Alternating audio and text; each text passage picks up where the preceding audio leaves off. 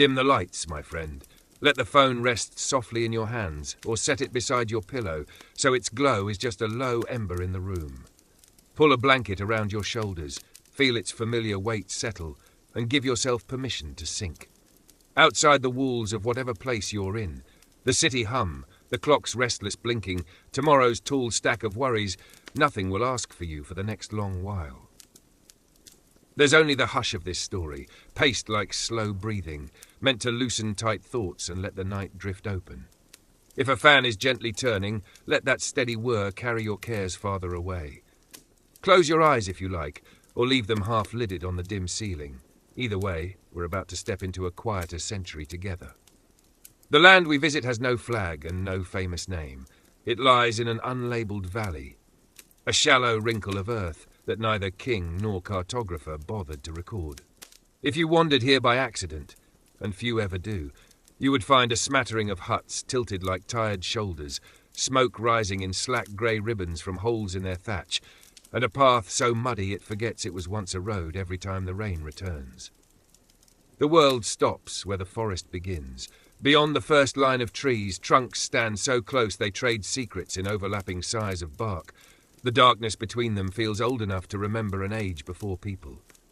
To the peasants who live at the forest's edge, that shadow is both neighbour and rumour, boundary and balm. It keeps strangers out and stories in. You are one of these villagers. No title, no coin, a name that won't be written down.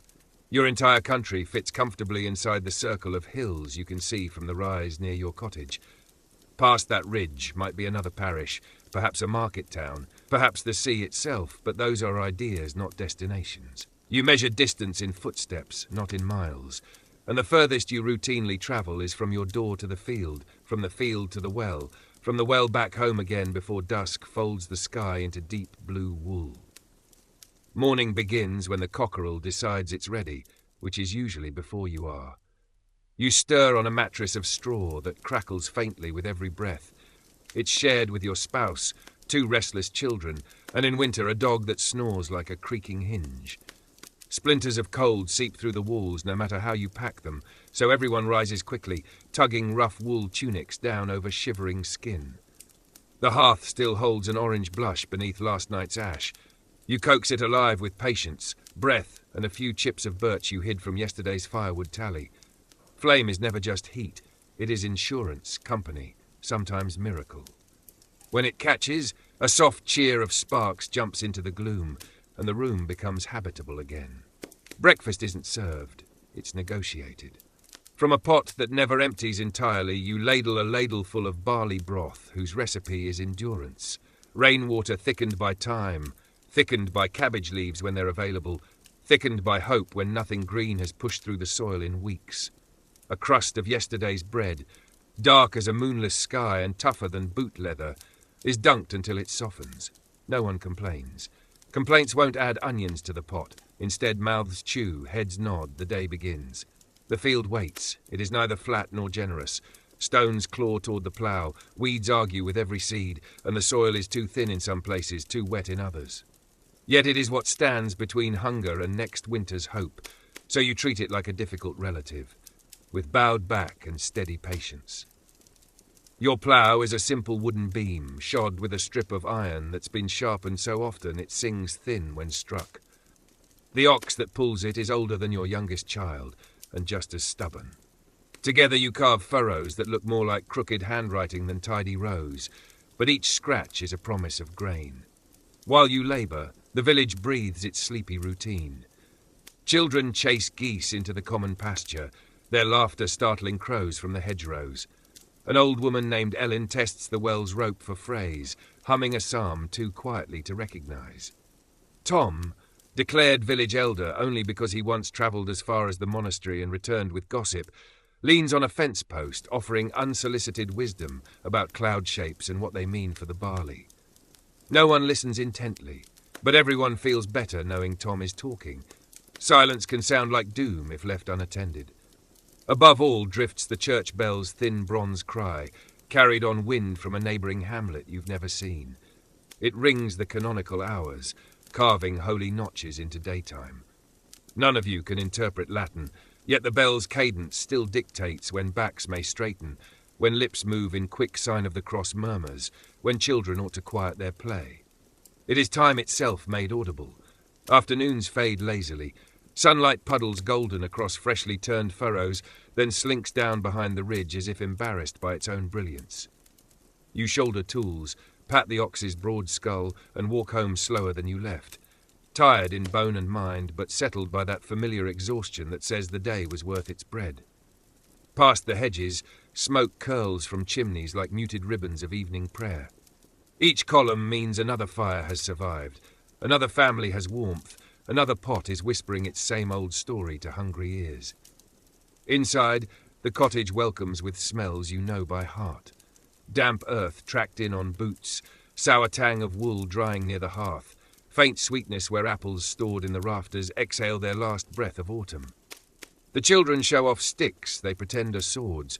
The dog flops nearest the flame, monopolizing heat without shame. Your partner stirs the stew, sighing at its thinness, but sprinkling in dried thyme anyway, as though aroma alone might fool empty bellies. You eat with wooden spoons from a communal bowl. At first, the silence feels heavy, but slowly words return. Someone reports that Magister Rowe's goat birthed twins. Someone else jokes the steward will surely tax the extra kid. Laughter cracks like kindling. Humour here is homegrown and necessary. It patches places pride would split. After supper, tools are mended under dim tallow light. Iron must outlive its maker. Leather thongs are re-threaded through wooden handles. Prayers for blade strength are muttered as naturally as anyone breathes.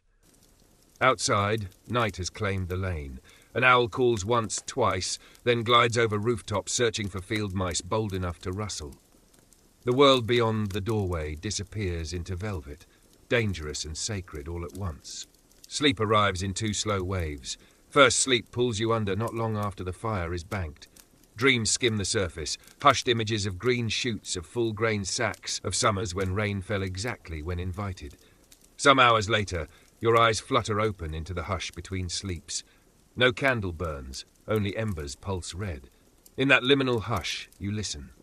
The cottage breathes in soft chorus. Your children's sighs, the dog's wheeze, wind fingering the thatch.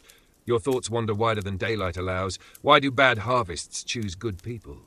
Is there truly a sea past the hills? Does God hear prayers spoken in accents as rough as yours? No answers come, but the questions feel lighter in the dark.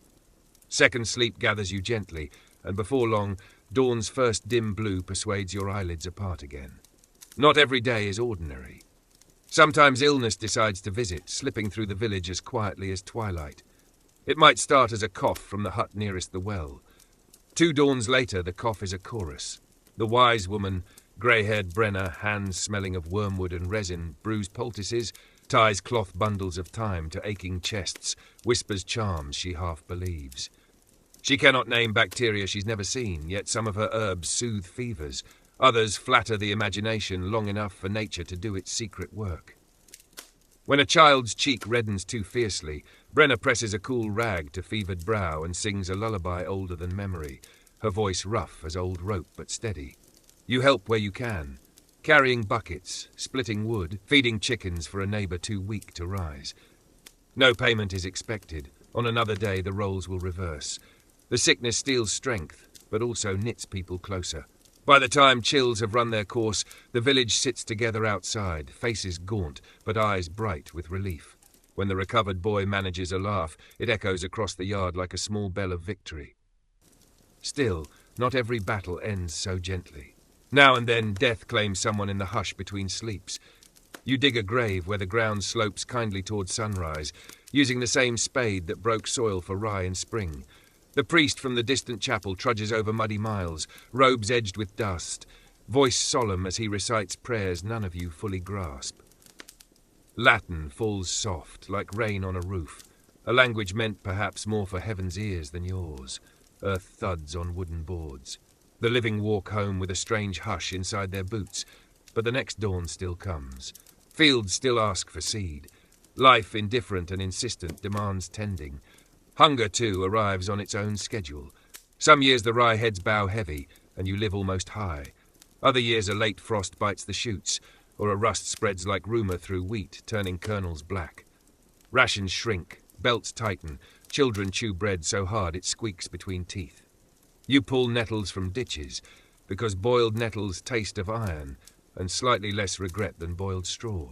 Bark is scraped from certain young trees, ground into famine flour, mixed with water, baked into loaves that smell like damp wood and desperation. You eat anyway, each bite a bargain struck with tomorrow. During lean months, ale becomes a small blessing. Everyone drinks the weak brew, golden haze kept in oak buckets, children included. Its mild alcohol wards off waterborne mischief, and its barley breath reminds you of summer fields even when snow dusts the hedges. You sip slowly, letting warmth spread like a candle behind ribs. On rare feast days, the manor distributes salted pork or hard cheese. The steward oversees the handout, quill poised to note who received what. You bow, accept the slab, thank him, though gratitude costs pride. That night, the pot bubbles richer, children lick grease from chins, laughter returns. You go to sleep with a faint shimmer of hope and the salty memory of meat on your tongue. Obligation is as constant as weather. Every Tuesday and Thursday, you leave your own field untended to work the Lord's demesne, rows twice as wide, soil twice as forgiving, crops destined for markets you will never see. Your wages are the privilege of continued existence.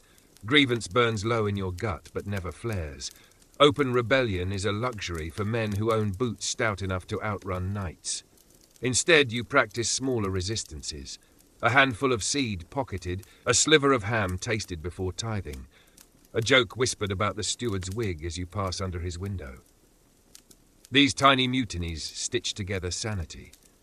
The church claims its portion too. 1/10 of grain, 1/10 of eggs, 1/10 of all that passes your gate. You haul sacks to the tithe barn, stacked so high they lean like tired giants. It's frustrating, but you remind yourself the church also blessed your newborn daughter, prayed over your fevered mother, and will one day sanctify your grave. That barter feels uneven, yet cosmic debts are measured on scales beyond mortal eyes. Even so, you find comfort in ritual. On Sundays, you shuffle along the muddy path to a wooden chapel where candle smoke threads upward into dim rafters. A cracked crucifix watches as the priest chants wonders you cannot pass. You kneel when others kneel, rise when they rise, murmur an amen whose shape fits your tongue if not your intellect. The Mass is a weaving of mysteries and routine. Its music lulls like wind through summer wheat. When the host touches your lips, you taste not bread but belonging. Seasons circle. Spring crawls out of winter's husk with cautious green fingers. Children hunt the first violets as though their treasure, presenting bouquets that wilt before supper. Summer arrives in sudden golden abundance. Hayfields shiver under scythes, bees fatten on clover, twilight lingers like a guest reluctant to leave. Autumn smells of apples smashed underfoot, of smoke, of wool blankets aired for the cold ahead. Then winter closes its fist. Breath becomes frost, wells freeze at the edges, nights stretch like dark ribbon across the calendar. Yet each season also gifts something. New lambs, ripe berries, crisp mornings, long evenings for stories. And always stories flow. Around the hearth after second sleep, words pass from lip to ear.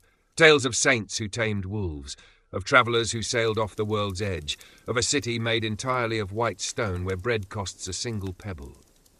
You know half of it is fancy, but belief is not the point. Stories are bread for the mind when the pot runs low. They remind you that the world, though small by foot, is large by imagination. Years pile quietly. Your hair, once dark as fresh-turned soil, greys like wood smoke. Your eldest child now pushes the plough. Your knees mutter with every bend.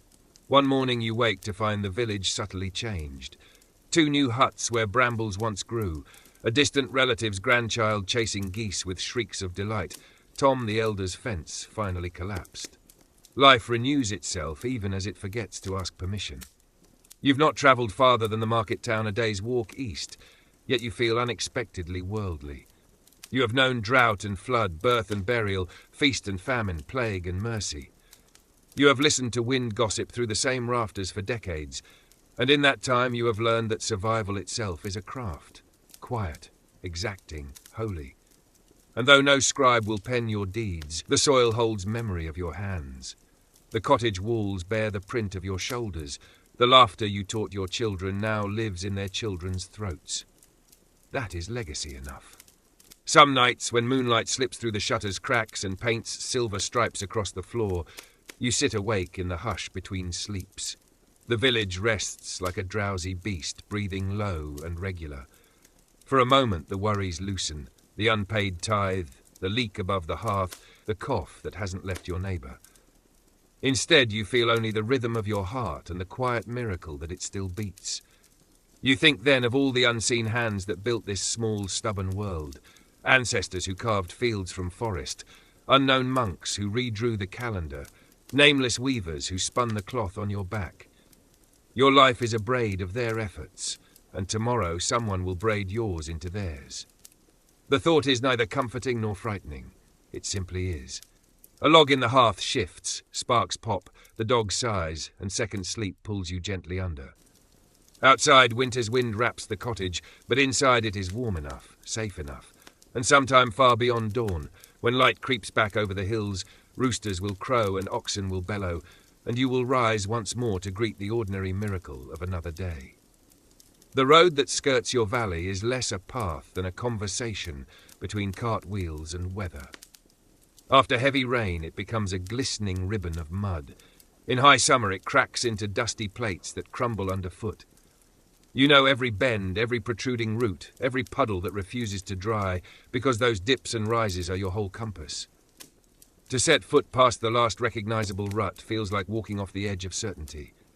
Still, once or twice a year, the impulse to wander presses against the inside of your ribs like a restless bird. One pale dawn, you follow the track farther than usual, past the patch of hazel where children cut switches, past the broad stump where moss grows in a perfect green swirl, all the way to a clearing no one speaks about because nothing of use grows there. The silence surprises you. No rooks, no distant bleat, only the hollow hush of untouched space. You stand beneath vaulting branches and realize why the elders always speak of the forest with a sideways glance. It is too large to fit inside a human mind. Its size makes you feel smaller, but also strangely weightless, as if every chore, every debt, every unspoken fear could be left under this canopy and forgotten. You pick a sprig of pine and slip it in your belt to prove you came this far, then turn back before the sun tilts completely into unfamiliar territory. Home welcomes you with the smell of smoke and sheep dung, and you are relieved to fit back inside your ordinary life. On evenings when wanderlust scratches, you travel instead by way of stories. The beggar monk who arrives each midsummer brings news from the coast, ships as wide as barns, fish bigger than goats, salt sparkling on every window ledge. Children gather at his feet, eyes huge, imagining waves as tall as church towers.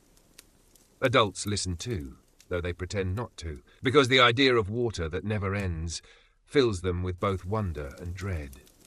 When the monk leaves with his satchel heavier from charity bread, you stand a while at the cottage door, watching a sky that suddenly seems too small to contain such marvels. Your cottage did not appear fully formed. It grew like a stubborn plant, coaxed from poor soil. You remember starting with 4 uprights of rough oak, each one hauled from the fringe of the woods and hoisted into pits you dug by moonlight after the day's last chore. Those timbers are scarred now. Axe chips, the bite of iron nails, scorch marks where sparks once danced too high, but they still hold. Between them, you wove hazel wands in a loose basket pattern, bending each rod until it surrendered to the curve. Over that lattice you pressed handfuls of clay-rich earth mixed with chopped straw and whatever manure the cow kindly donated. The mixture steamed on cold mornings, smelled of rain and rot, and stained your hands the colour of rust. But when it dried, it became a wall, modest, crooked, undeniably present. Thatching the roof took patience worthy of a hermit. You bound sheaves of straw into tight bundles, climbed a ladder that groaned like an aged ox, and layered the golden stalks as carefully as a weaver setting warp and weft. Each bundle overlapped the next, spines downward, ends turned to the sky so rain would slide like mice along polished rafters. The first night you slept beneath new thatch, a downpour drummed overhead for hours, and you lay awake counting heartbeats, certain the weight of water would shove the whole roof into your lap. It held. It still holds. Though each spring you have to poke new reeds into the places where sparrows have stolen bedding for their nests. The doorway leans slightly west because the posts settled unevenly during a wet winter. Visitors duck instinctively. A stranger once asked if the skew were deliberate, a charm to keep spirits out. You laughed and said if spirits feared crooked wood, the entire village would be haunted free by now. Inside, the floor is trodden earth, hardened by generations of footsteps, polished in spots by the slow scuff of chairs. Sometimes you spread fresh rushes, wildflower stems and dry mint across the surface.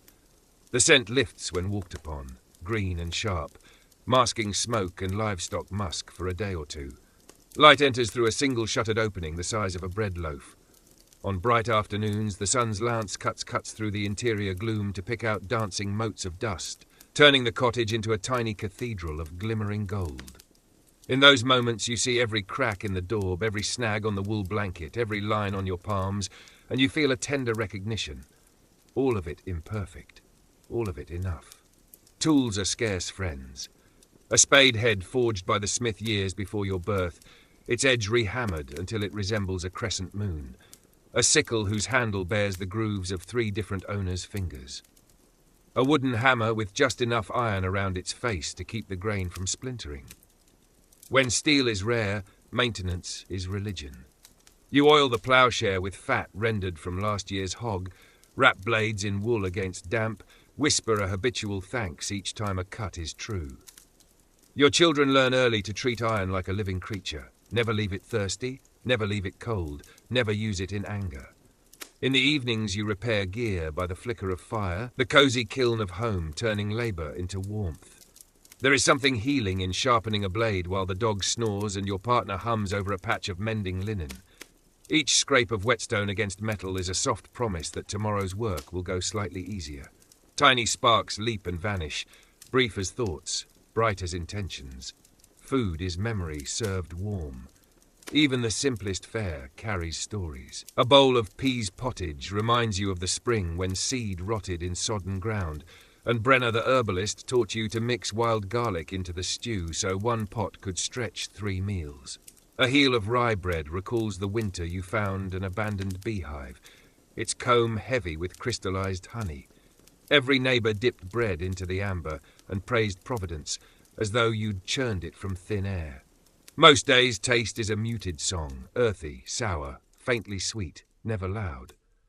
But on the feast of St. Martin, the manor opens its smokehouse and parcels out strips of beef, cured so long they smell of wood smoke and dark ale. You slice them paper thin, let the fat bloom on your tongue, close your eyes and for one bite become a person with leisure instead of hunger. The memory of that flavour will keep you company until next year's feast, no matter how thin the porridge between. Ale is safer than water, so you brew small beer in an iron-bound tub by the door. Barley, oat chaff, a fist of hops gifted by the priest, and a yeast that lives in the air. Nothing glamorous. The result is cloudy, nourishing, hardly stronger than well water, but it carries that faint bitter hush which tells the stomach something wholesome has arrived. Children sip it with breakfast, elders with supper, travellers with both. A farmhouse without ale would feel lopsided, like a voice missing its vowels. On rare anniversaries, you trade with a peddler for a twist of salt. Salt is both cure and luxury. You sprinkle a stingy pinch onto boiled eggs, and suddenly the modest meal tastes like a gift from distant oceans. One year you borrowed salt too freely and had to pay back with labour. Each stroke of the plough that season tasted faintly of brine and humility. Lesson learned. Season sparingly, sing often, music stays free. Sickness changes the tempo of everything. One ordinary dawn, a dull ache settles behind your eyes. By dusk your joints burn, and thoughts drift in and out like startled birds. Your partner tucks nettle leaves around hot wrists, whispers that fever is a forge, burning off what does not belong. You drift through hours, half aware of the room's rafters turning into ribs of some gigantic sleeping beast. Dreams braid with memory. Brenner's serrated shadow lifts a ladle of willow bark tea to your lips. The priest's voice emerges from a haze, reciting blessings while he ties a cross of twigs above the doorway. Outside, life continues. Cows need milking, firewood splitting, but your body refuses to honour the contract. When at last the fever breaks like a storm spent of thunder, you wake soaked in sweat, weak as new grass. The world smells impossibly vivid. Baked earth, bacon rind, damp wool. You weep without warning, grateful for a breath that does not rattle. Later you will thank Brenner with a basket of eggs, thank the priest with labour on the chapel roof, thank the children who fetched water by telling them a story about stars that never tire. Survival isn't merely luck, it's a chorus of small kindnesses. Not everyone survives. Now and again, a cough takes root in a neighbour's lungs and will not loosen. You carve a wooden cross, plain and honest, pound it into soil above fresh earth, scatter herbs, and stand silently until the first handful of clay hits the lid. For days afterward, the village feels unbuttoned, every conversation trailing a thread of sorrow. But chores do not pause. Grief is carried like a tool, in one hand, while the other still swings the scythe. Night shapes thought. Long after the final ember tucks itself under ash, you lie awake counting the slow creaks of timber cooling. Darkness presses close, thick as wool, but inside that hush your mind roams fearless. You recall tales of will-o'-the-wisps dancing in bogs, of white hearts glimpsed at dawn, of ghostly abbots wandering ruins with candles flickering in empty eye sockets. These stories are part instruction, part entertainment, part warning. Respect what you cannot explain. Yet they also comfort, because a terrifying story implies you are alive to hear it. Sometimes in the hush between first and second sleep, you step outside. The sky yawns open, spilling stars too numerous to name. They shimmer like cold embers, each a prayer stuck in God's ceiling. You pick out the hunter's trio, the swan's stretch of neck, the crooked plough that some monks claim is holy. Your breath rises in plumes, frost crunches under bare feet. The silence is so pure you can hear your own heart ticking like a clock carved from flesh. In that vastness, your worries shrink until they resemble grains of sand on an endless beach. You go back inside calmer, certain no tax, no drought, no fever has the grandeur to erase starlight. Justice, when it visits, wears a wool cloak and carries a ledger. 4 times a year the manor court assembles in a draughty hall whose walls sweat in summer and weep in winter. You stand among your neighbours while the steward reads names like a litany. Fines for letting pigs roam free, fines for brewing ale too strong, fines for gathering deadwood in the Lord's hunting copse. The guilty step forward, drop coins or promises into the steward's hand, and bow. No one argues. Argument buys only harsher penance. But afterwards, outside among the drifting wood smoke, tongues loosen. Someone jokes that the steward's quill scratches louder than a crow. Someone else mutters that one day the ledger will burn and the steward with it. Laughter flickers. Ironic, resigned, necessary. Once a dispute flares hotter. A sheep found dead, a neighbour accused of envy or neglect. Voices rise like bees, fists clench. The reeve bears a staff to hold the line. Yet the moment passes, quenched by the quiet reminder that a field left unploughed feeds no one. Work is the great peacekeeper. Out here, grudges rarely survive the next dawn's call to labour. Children grow quicker than beans in June. Your eldest now strides with casual strength, shoulders broad from swinging scythes you once thought too heavy for him to lift. He hums when he works, a habit he claims keeps time with the blade. Your second child, hair wild as thistledown, dreams of tending bees for the priest. You worry the hives will devour her patience. She replies that bees obey order better than humans. Perhaps so. When she returns with honeycomb glistening amber, you taste the future in its sweetness. On winter evenings, the children beg for tales. You offer the legend of Cuthbert, the hermit who spoke with otters and never shivered because they dried his feet with their fur. You recite the story of Queen Ala, who disguised herself as a shepherdess to find who stole bread from her granaries. Each narrative is embroidered just a little each telling. When a child gasps, eyes shining, you realize the real treasure of storytelling is not the tale, but the hush that follows, when every ear still rings with possibility. Years settle like gentle dust. One by one, familiar faces depart and newborn ones arrive, squalling their first complaints to the rafters.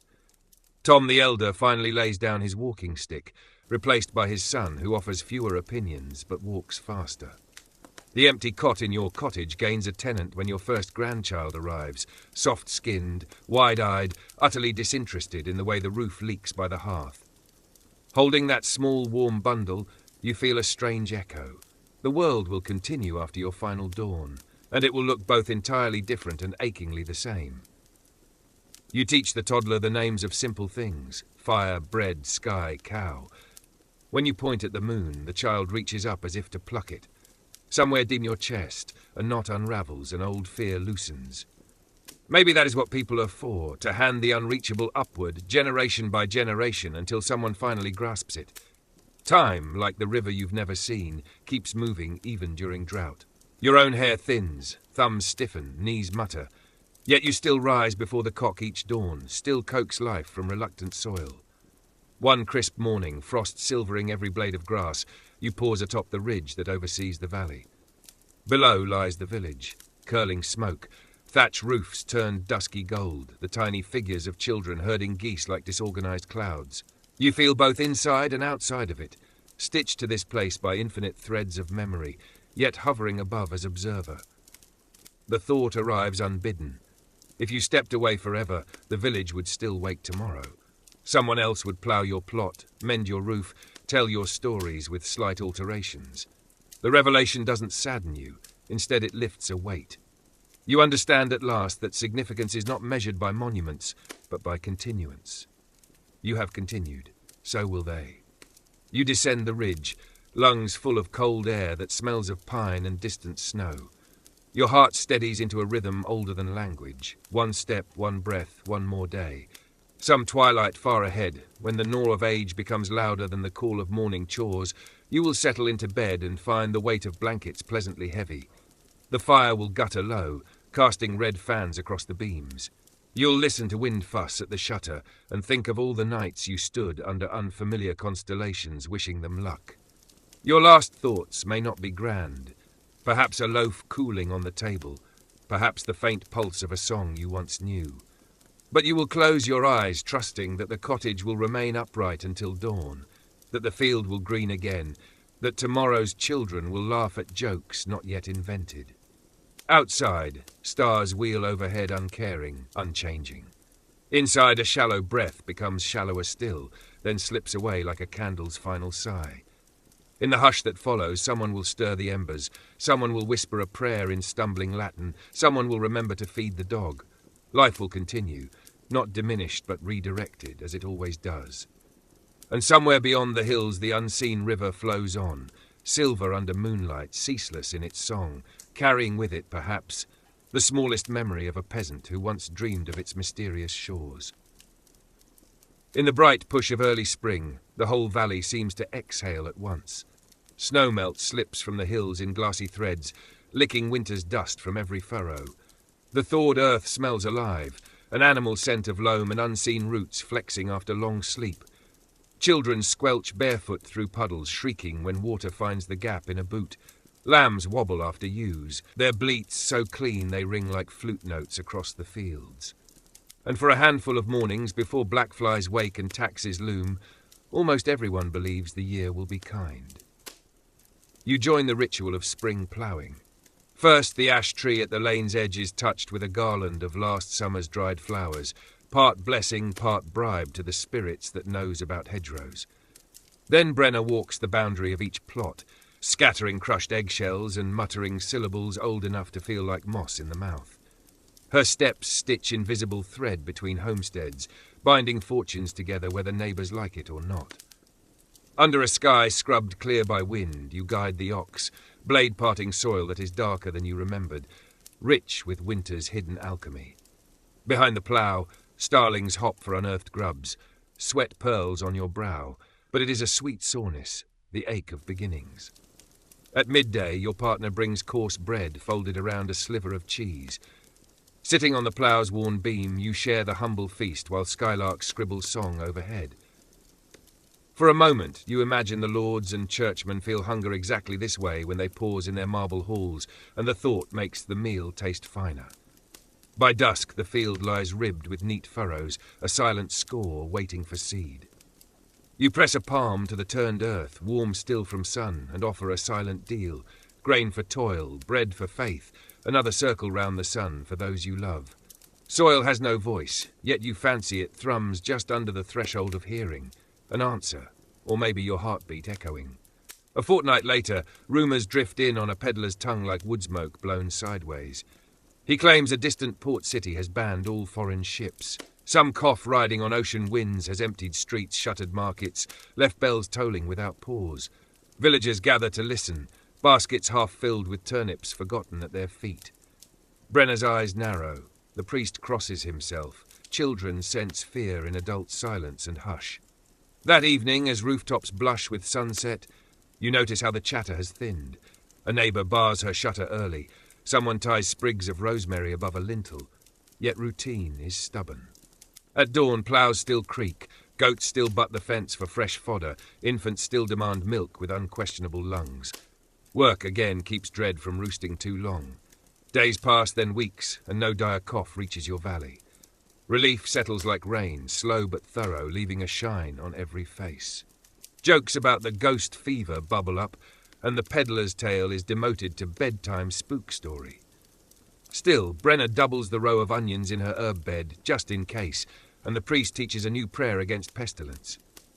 Custom grows like ivy. It may not keep stones from falling, but it softens the cracks. Late spring tilts toward Pentecost, bringing the whirlwind of the sheep shearing. For 3 breathless days, woolly ewes are wrestled, clipped, and released lighter and indignant. The air hums with bleats, laughter, and the metallic hiss of shears sliding through fleece. Even Dour Tom's successor allows a grin when a ram leaps clear over a bench, nearly toppling the steward into a tub of indigo dye prepared for marking bundles. Children dart underfoot, collecting stray tufts to twist into dolls, while the ale barrel stands open, ladles clinking like bells. When the last fleece hangs to dry on hazel hurdles, everyone gathers for the shearer's supper. Trenches of stale bread serve as plates. Mutton stews steam in iron kettles big enough to drown a goose. A fiddler hired from the next parish saws out jigs until sweat runs into his beard. You dance with your partner beneath raw stars, boots thudding dust that swirls like ghosts of winter in the lamplight. Old knees protest, but the music is a tide, lifting even the stubborn. At the table's far end, Brenna thumps a spoon, chanting verses half Christian, half something older, and the priest politely pretends not to hear. Somewhere after the 3rd ladle of ale, the talk drifts to dreams. It always does when bellies are full and the night is mild. Neighbours confess hopes, a dowry for a daughter, an ox with more years in its legs, a season without hail. Your own wish feels small and enormous at once, that next winter every child might sleep with feet warm and stomachs settled. You speak it aloud, heads nod. Someone raises a trench of bread in silent salute. Wishes shared are lighter, like stones passed hand to hand across a stream.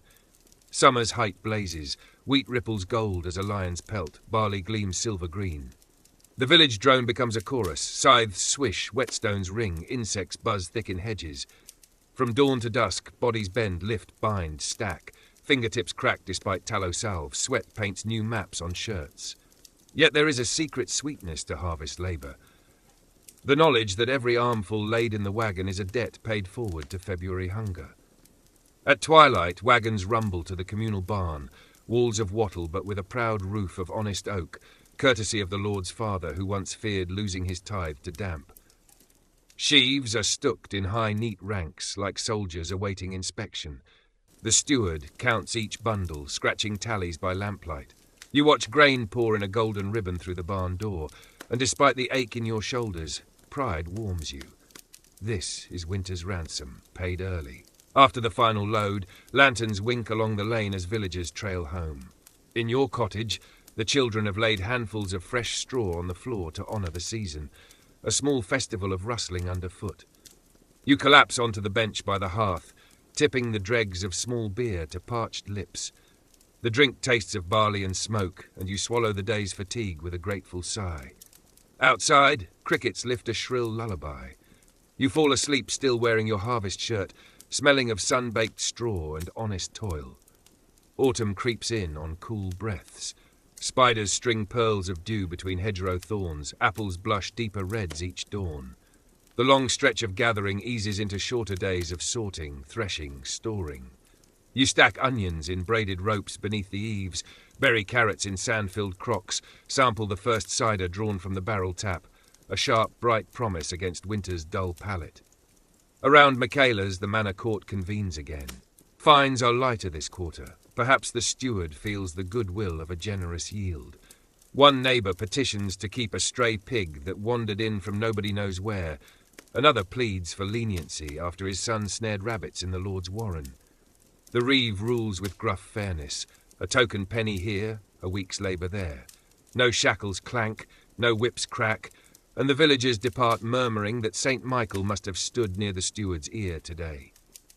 With debts settled for the moment, minds turn to All Hallows.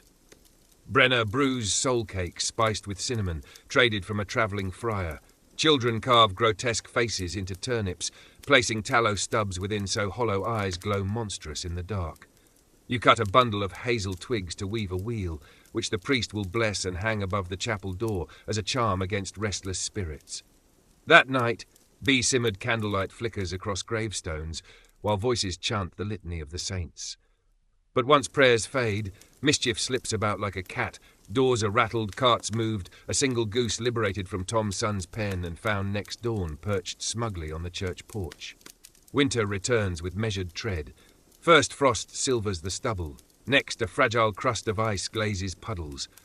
Roofs whisper under light snowfall, and every breath becomes a puff of ghost on the air. Inside, life contracts to the compass of the hearth. Days shorten until each dawn feels stolen. Yet winter has its gifts, long evenings for stories, time to mend tools and souls, space to think beyond tomorrow. You set to carving a spoon for your youngest grandchild, a stout little implement from a sliver of apple wood. As knife shavings curl away, you remember your own grandfather shaping a spoon for you, whistling a tune about robins in January. The memory smells of pipe smoke and cold barns. Passing a craft from hand to hand down generations feels like writing in snow. Brief, bright enough. One night a traveller appears at the door, cloak rimed with frost. Hospitality is sacred, though your larder thins, you welcome him. He trades news for shelter, a new queen crowned somewhere east, an abbey burned by lightning, a scholar claiming comets foretell the price of wool. These tales sprinkle the room with sparks of an outside world. Children blink wide, firelight your witness. The traveller sleeps by the embers, and at dawn leaves a silver penny few have ever held. When he's gone, Brenner mutters something about angels in disguise. The priest simply nods. Toward Candlemas, when winter's grip feels longest, plague stories drift back with the peddler's train. This time, coughs creep closer, 2 parishes away, then 1. The priest organises litanies thrice weekly. Brenner burns juniper and hangs rue above doorways. Fear tenses every face. Yet daily work continues, trembling but relentless. You scrub hands with lye soap until knuckles split, avoid gathering in small spaces, offer silent prayers whenever someone sneezes. Inevitably, illness crosses the ridge. A young mother wakens with chills. By vespers, she shivers so violently, Brenner's tonic sloshes from the cup. The next day, her husband follows. The village bends under dread, but bends together. Firewood appears at the stricken family's door. A neighbour milks their cow, another feeds chickens. You fashion a cradle of woven willow for the infants, because their father had promised to make one, but sickness closed his workshop first. Acts of mercy weave a net so disease cannot tear holes too wide. Still, not all threads hold. 5 souls depart before the frost blacken the last rosehip. Graves are dug in frozen ground, prayers fog into night air, grief sits heavy on every tongue. But plague, fickle as a cat, pads away as swiftly as it arrived. No new fevers sprout. Anxiety loosens its claws, and by the first snowdrop bloom the village exhales again. Survival, you realise, is not a sprint, but a series of stumbles forward, arms linked. Time keeps its silent ledgers. Years fold into decades like linens in a chest. Children become parents, parents become memories half remembered during winter tales. You greet dawns with slower joints, yet still find the horizon coloured with just enough wonder to rise. One summer morning, you stand in the middle of the barley, stalks brushing your palms, and it strikes you that each kernel is a tiny promise that matters to someone you'll never meet. The miller's apprentice kneading dough, the far-off soldier chewing crust on campaign, an infant teething on a heel of bread. Your labour ripples outward beyond sight. The thought is humbling, and it lifts you. You begin to speak wisdom your younger self would have mocked. That heartbreak and harvest are 2 names for the same thing. Both require breaking open so life can grow. The grandchild with beehives listens, brow furrowed, then asks if that means honey comes from sadness too. You laugh and say yes, but sadness sweetened by patience. The child nods solemnly, pockets the statement, and you sense a seed has taken root. Eventually, the day arrives when you cannot coax arms to lift the scythe. You pass the tool to your eldest, feeling its worn handle leave your palm like a bird finally confident to fly. Watching him stride into dawn mist, blade on shoulder, you taste a bright pang, part pride, part ache for seasons gone. Work did not define you, but it carried your story in its calluses, and letting go feels like closing a beloved book. Your tasks shrink, feeding chickens, telling tales, blessing children who sneeze. In quiet hours, you carve tiny animals from driftwood found by the river at last, because one warm summer the family surprised you with a cart ride to that distant bank. The water had tasted of strange minerals, and you laughed at your own astonishment like a child offered a new colour. Now the river's memory lives in each smooth carving, tokens for grandchildren to clutch when storms prowl. Winter again. The year's final dusk. Candles gutter low, shadows stretch long, and the hush between first and second sleep arrives. In that pause, you gather thoughts like embers, the clack of milk pails, the hiss of harvest straw, the lilt of stories perched on Brenner's worn tongue, the sting of grief, the kiss of ale, the countless small mercies that mortared the gaps between days. You feel them settle around your heart like quilt patches, worn, mismatched, warm beyond measure. Your last conscious sense is of the fire's glow, painting everyone's faces gold, your partner's lined brow soft with peace, a child's curl against a blanket, the dog's grey muzzle twitching in dream pursuit of summer rabbits. Outside, wind moves through bare branches with a sound like distant waves. You imagine the unseen sea rolls on eternal, carrying whispers of every life that ever bowed beneath sky. One more breath, then another, then stillness. A door quietly clicked shut so as not to wake sleepers. Morning will come. The cottage will inhale cold dawn air. Someone will stir coals, spread rushes, speak your name with tears and smiles. Fields will green, bees will swarm, larks will rise. Silent witnesses to a peasant's long, ordinary, incandescent life.